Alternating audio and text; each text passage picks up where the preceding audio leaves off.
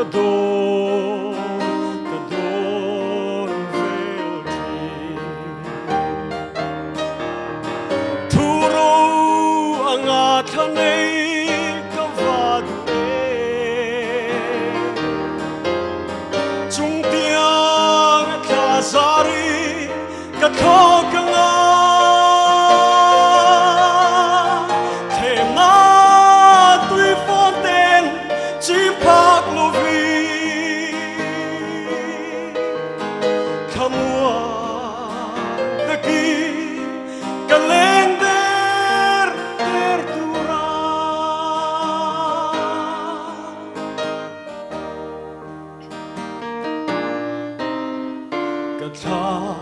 Rau nung lima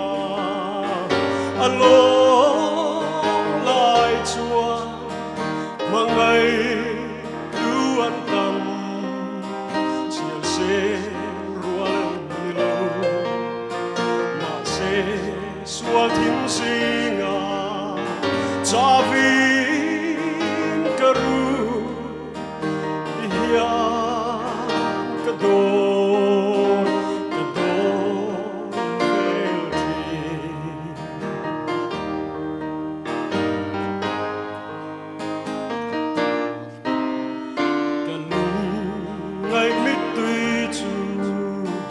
Achun sanin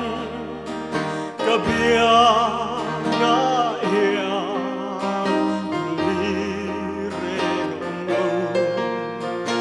ngai du songin kavan ruai ruaya chan tu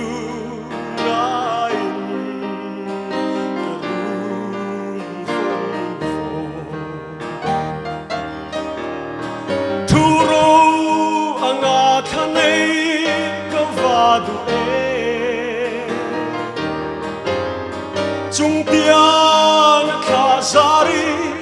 katokanga Kena tui fonten chimpak lovi Kamua taki kalender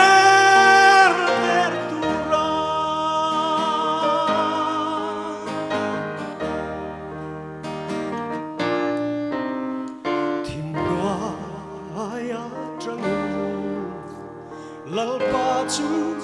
ka ava ani chuan ka o shria in min lo chi ma ngai da ku tin min lo kwa ka bo san to lo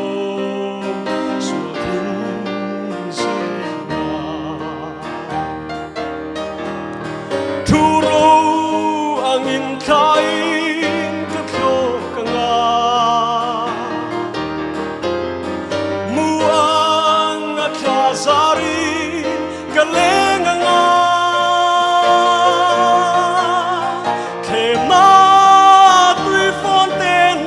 minchi mase kamua taki galeng